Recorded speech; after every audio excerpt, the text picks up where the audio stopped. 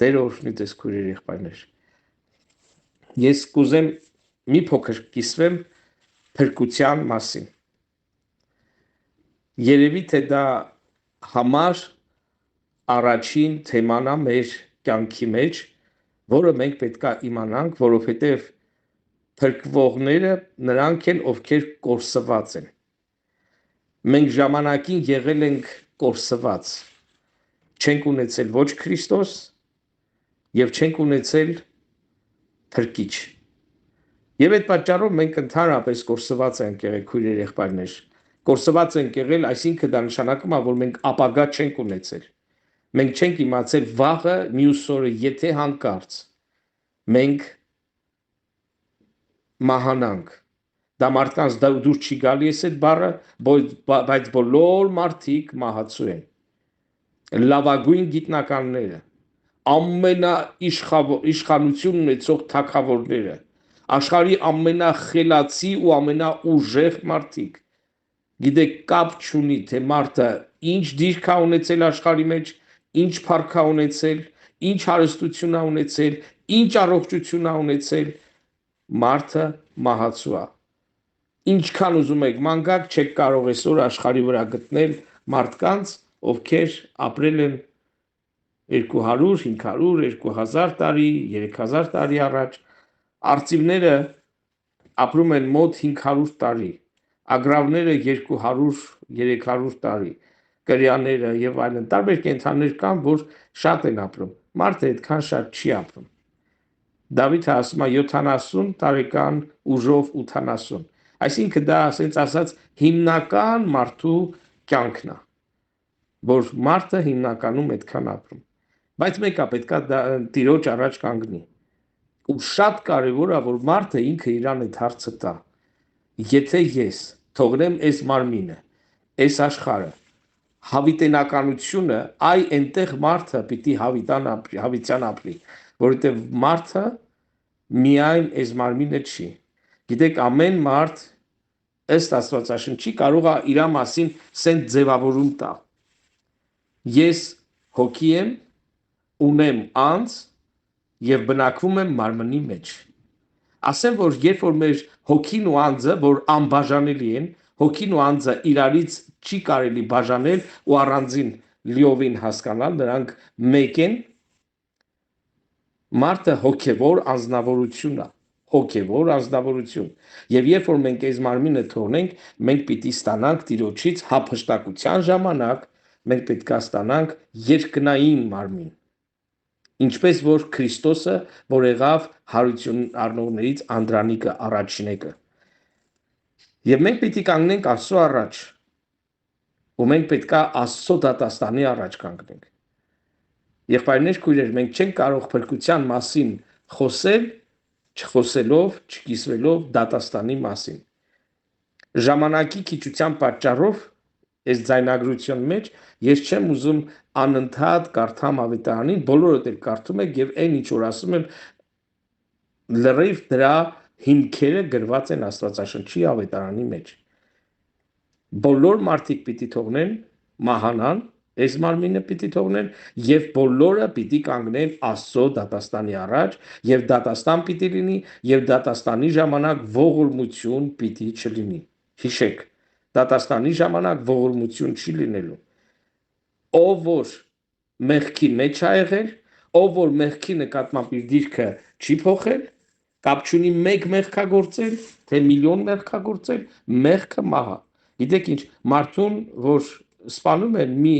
կրակով, մի բանով, հետո սպանելուց հետո քանի անգամ ուզում ես սպանի, ինքը արդեն մահացած է։ Մի մեղքը մարդուն մահ է տալիս։ Եվ միակ մեր հույսը, որպեսզի դատաստանի առաջ կանգնելով մենք կարողանանք ունենալ մեր բարեխոսը ու մեր փրկիչը, դա Հիսուս Քրիստոսն է։ Նա դրա պատճառով եկավ խաչի վրա, այդ զոհազեղանը խաչ էր կոչվում, Աստծո գառնուկը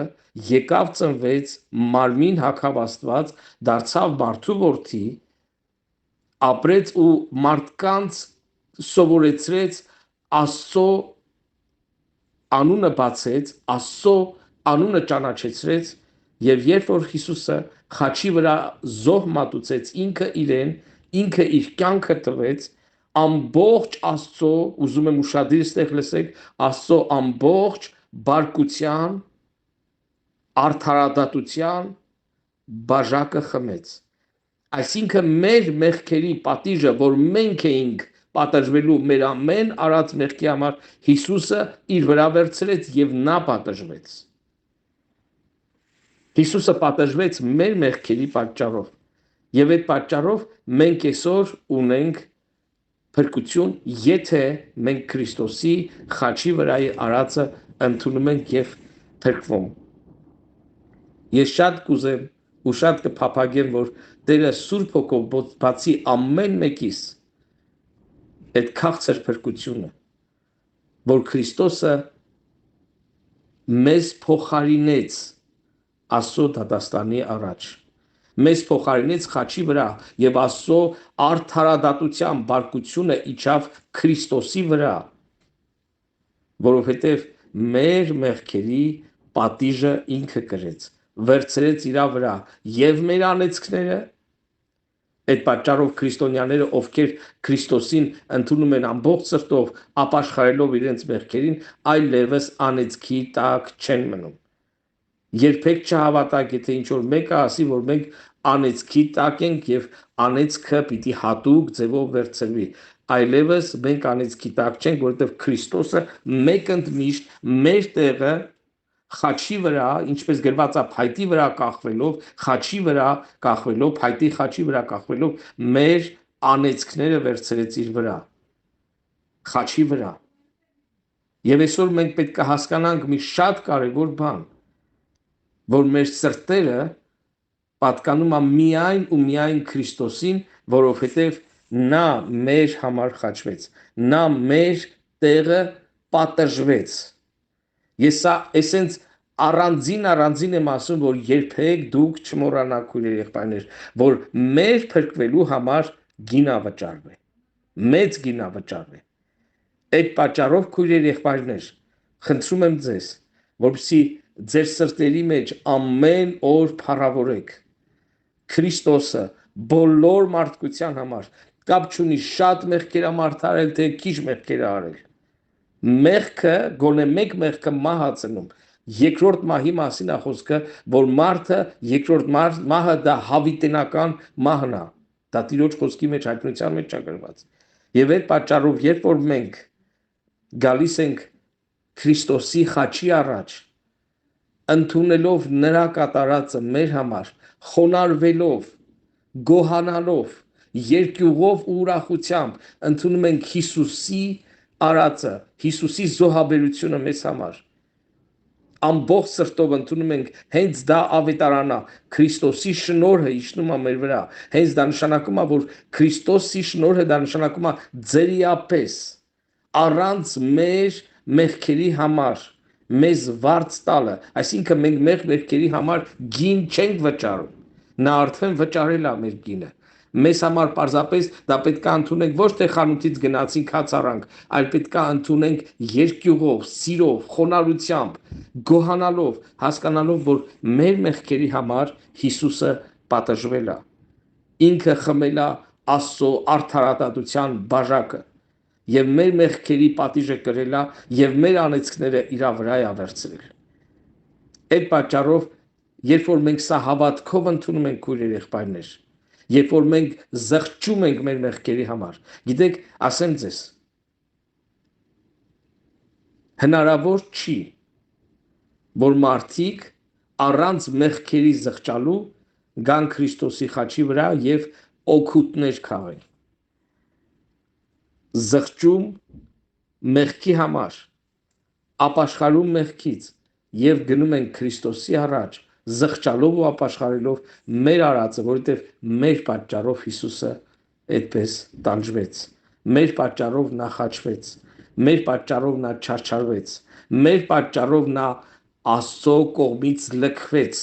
որ երբեք ուզում եմ շեշտել, Հիսուսը լքվեց Աստծո կողմից որպես մեղավոր, որովհետև նա մեր տեղը գրավեց, այսօր եւ հավիտյան մենք չենք լքվի Աստծո կողմից, որովհետև Հիսուսը մեր տեղն է գրավել։ Նա արդեն մեղավոր որպես մեր մեղավորներից տեղն է գրավել եւ լքվել է Աստծոց, ասավ Աստված իմ ինչու թողեցիր ինձ։ Այլևս մենք այդպես չենք կարող աղոթել, որովհետև մեր հայրը երբեք մեզ չի թողնի։ Եվ Հիսուսը ինքը ասավ. այսօրվանից մինչև աշխարհի վերջը ես ձեզ հետ եմ։ Աստված ասում է չեմ թողնի քեզ եւ չեմ լքի քեզ։ Եվ այդ ամեն ինչը հնարավոր եղավ, որովհետև մենք ընդունեցինք Քրիստոսի զոհը, կատարած զոհաբերությունը, նա վճարեց գինը, որ այսօր մենք գանք նրա առաջ, նրա ոտքերի առաջ, ընդունենք նրա կատարածը, ուզում եմ շեշտեմ, ապաշխարելով մեր մեղքերից, զղջալով մեր մեղքերի համար, որովհետև մենք խաչի վրա տեսնում ենք այդ ծանր տեսարանը, որ կա խաչի վրա, դա մեր մեղքերի պատճառով ա եղել։ Գիտեք, մի պատմություն եմ հիշում, որ կարդացել եմ։ Մի անգամ մի տուն պաժար ընկավ եւ մայրը մտավ կրակների մեջ, որպեսզի իր փոքրիկ աղջկանը փրկի եւ վառվելով դուրս բերեց իր աղջկանը։ Ու այդ այրվածքի հետևանքները միջև կյանքի մեջ մնում էին այդ կնճիրները, ասեմ թե ինչ, այդ այրվածքի այդ հավաքված մաշկը երեսին ձեռքերին մնում էր այդ կնոջ վրա։ Երբ որ երեխան փոքրիկ էր, նա չէր հասկանում, ուշադրություն չէր դարձնում։ Ու քանի մեծացավ, նա իր մայրն էր, իրան սիրում էր, ամեն ինչ նորմալ էր, ու նա չէր հասկանում։ Երբ որ գնաց դպրոց ու մի քիչ արդեն օրիորդ դարձավ, արդեն մայրը գնում էր իրան դպրոցից վերցնելու, մի անգամ ինքը ասավ. «Մամ, խնդրում եմ, դու մի գա ինձ վերցնելու, մոտիկ դպրոցին ու մոտենա, հեռու կանգնի, ես կգամ դուրս»։ Մայրը հարցրեց, ասավ. «Ինչի աղջիկ ջան, ասա, ի՞նչն է պատճառը»։ Ասում այն դասարանցիները ծիծաղում են, ասում են, «Մերը կախարդի դեմք ունի, շատ տգեղ դեմք ունի ու ձեռներ ունի, մենք վախենում ենք նրանից»։ Մայրը ասում է, աղջիկ ջան, իսկ դու վախենում ես? Ասում է, ոչ մամ, ես քեզ շատ եմ սիրում, բայց պարզապես ու հետո որ տուն են գալիս, մայրը պատմում է, թե ինչն է պատճառը, որ իր երեսը եւ ձեռքերը այդ վիճակի մեջ է, որ ինքը իր գեղեցկությունը կորցրել է։ Աղջիկը սկսում է արտասվել ու ասում է, մայրիկ, ես չգիտեի այդ մասին, ինչու չես դու ինձ ասել, խնդրում եմ քեզ, արի ինձ վերցրու, ինձ համար կապ չունի, թե իմ դասացիներս ինչ կարծիք ունեն քո մասին, որովհետև դու ինձ փրկելու համար ես այս վերքերը կրել, կորցրել քո գեղեցկությունը եւ մեծ վնաս տվել քեզ։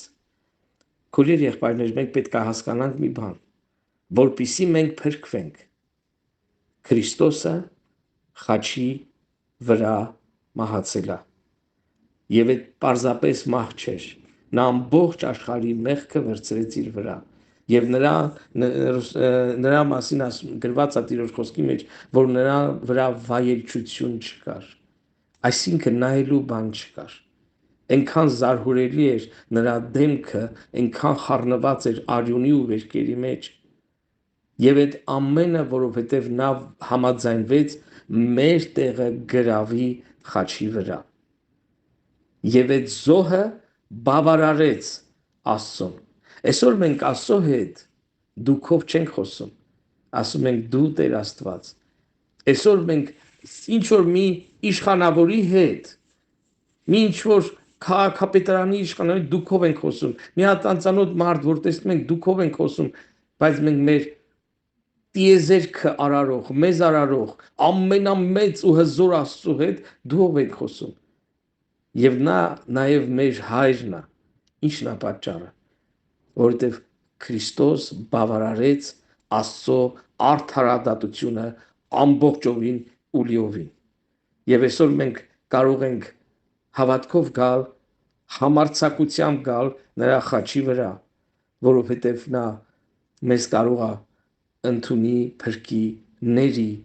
նա իրավունք ունի ների։ Գիտեք, եթե դու մեկին պարտքես, մեծ գումար, օրինակի հիմար ասեմ միլիոն, եւ այդ ում որ պարտքես անընդհատ քեզ զանգումա, տանջումա, վախեցնում ասմա, քո տունդ կվերցնեմ, այս կանեմ, այն կանեմ, անընդհատ վախի մեջ ապահում։ Եվ հանկարծ մեկը քեզ սիրող մի անձնավորություն գալիս է ու այդ պարտքը նրա քո պարտքը նրան փակում է։ Իրա գումարը տալիս է քո պարտքի տեղ։ Ինչ ես կարծում, մենք դու պարտ կմնաս այդ անձնավորությանը։ Այսօր Հիսուսը մեզ չի վախեցնում, չի տանջում, բայց ասում է մի բան, ես քո պարտքը վճարել եմ։ Դու այլևս սատանային պարտք չես։ Դու այլևս մեղքի ու սատանայի ստրուկ չես։ Դու այլևս անեծքի տակ չես։ Դու փրկված ես եւ քո անունը գրված է կյանքի գրքի մեջ։ Դու այլևս փրկված ես հավիտյան։ Ես խնդրում եմ քեզ, Հիսուսն ասում, պահի այն փրկությունը, որ ես քեզ տվել եմ։ Դու պատկերացնում եք, որ մարդը, որի պարտքը այդպես փակել են ու ազատ են թողել, ինքը գնա այդ նույն մարդուց, որը որ իրան պարտքի պատճառով տանջում էր, գնա էլի պարտք ուզի, ինչա թե իրա պարտքը փակողը իրան չի տանջում, գնա էլի պարտք վերունի, էլի ինգնի մեղքի ստրկության մեջ։ Հիսուսն ասում է, պահի այն, ինչ որ ունես։ Քույրեր եղբայրներ, մենք փրկվում ենք ինչպես։ Լսելով Քրիստոսի կատարածը խաչի վրա, այդ բարի լուրը ընդունում ենք հավատքով, Հիսուսին կոչում ենք Տեր ու Փրկիչ, ընդունելով մեր կյանքի մեջ թագավոր, եւ նրա արյունը լվանում է մեզ, ներում է մեզ մեր կատարած բոլոր պարտքերից, որովհետեւ Հիսուսը վճարել է պարտքը մեր մեղքի, անեծքի եւ բոլոր հարցերի մեջ։ Նա գինա վճարել, իր արյունով գրված է, նա փրկագնեց, գործկարակելոցի մեջ ասում է, իր արյունով նա փրկագնեց իր համար եկեղեցի։ Մենք այսօր գնված ենք։ Եկեք չվերադառնանք էլի մեղքին, էլի մեր հին տիրոջը սատանային, որովհետեւ հետո ավելի դժվար կլինի դրանից դուրս գալը։ Եթե ընկնում ենք մեղքի մեջ, Հիսուսը ներում է ու ապաշխարությունով նորոգվում ենք, բայց երբեք պիտի չթողնենք, որ մեղքը թակավորի մեր վրա։ Տերը փրկել է մեզ, մեր անունները գրել է կյանքի գրքի մեջ, եւ կուզեմ ամբողջ սրտով մենք Տիրոջը փառավորենք։ Փառք Տիրոջ սիրելի քույրեր եղբայրներ։ Տերը օրհնի ձեզ, որպեսզի մեր կյանքը պատկանա միայն Քրիստոսին։ Փրկությունը այսպես է, եթե ասենց ասած տեխնիկայի հարցը բանանենք։ Մարդը լսում է ավետարան։ Ավետարանը սա է, ինչա Հիսուսը արել խաչի վրա եւ դրա իմաստը։ Նա մեր մեղքերի համար, ես այդ մասին արդեն պատմեցի, երբ որ մարդը այդ ավետարանը ընդունում է ամբողջ սրտով ու Հիսուսին կոչում է ու ընդունում է որպես Տեր ու Փրկիչ, իր մեղքերը ճանաչելով, որովհետև Հիսուսը Փրկիչ է մեղքերից, Հիսուսին Տեր է ճանաչում, զղջալով իր մեղքերի համար։ Սուրբ Հոգին այդ ավետարանի խոսքի միջոցով, հոգուց ու ջրից ոնց որ գրված է, ավետարանի խոսքի միջոցով մարդուն վերստին ծնունդ է տալիս։ Մարդը վերստին ծնվում է եւ Քրիստոսին ընդունում է որպես իր Տեր ու Փրկիչ։ Ուզում եմ ասեմ, Աստծուն հավատալը վերստին ծնունդ չի տալիս, փրկություն չի տալիս։ Միակ ճանապարհը փրկության դա Քրիստոսն է։ Միակը, որին պետք է ընդունել, դա այսպես ասած ընդհանուր խոսքը չի, Աստված։ Բոլոր ազգերն էլ Աստծուն հավատում են։ Բոլոր մարդիկ էլ հիմնականում Աստծուն հավատում են։ Մենք հավատում ենք ոչ թե Աստծուն, այլ մենք հավատում ենք Հիսուս Քրիստոսին, որպես Աստված մարդացավ, եկավ գառնուկի նման իրեն զոհ մատուցանեց եւ ով որ մեզանից ընդունի նրա խաչի վրայի զոհաբերությունը հավատքով զղջալով իր մեղքերի համար Հիսուսին Տեր գոչելով ու փառաբանելով այդ մարդը վերստին ծնված է եւ այդ մարդու անունը կյանքի գրքում գրված է եւ այդ մարդը այլևս մի բան ունի անելու պահի այն ինչ որ Հիսուսը իր համար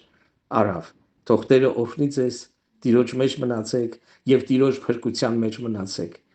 փրկություն կորցնելը դա ուրիշ թեմա է բայց ես ասեմ ձեզ ինչպես մարդը փրկությունը ստանում է այդպես էլ կորցնում է եթե չհարատևի այդ փրկության մեջ եթե նորից գիտակցաբար ուզում եմ շեշտել գիտակցաբար վերադառնում է մեղքին եւ մեղքի մեջ հարատավելով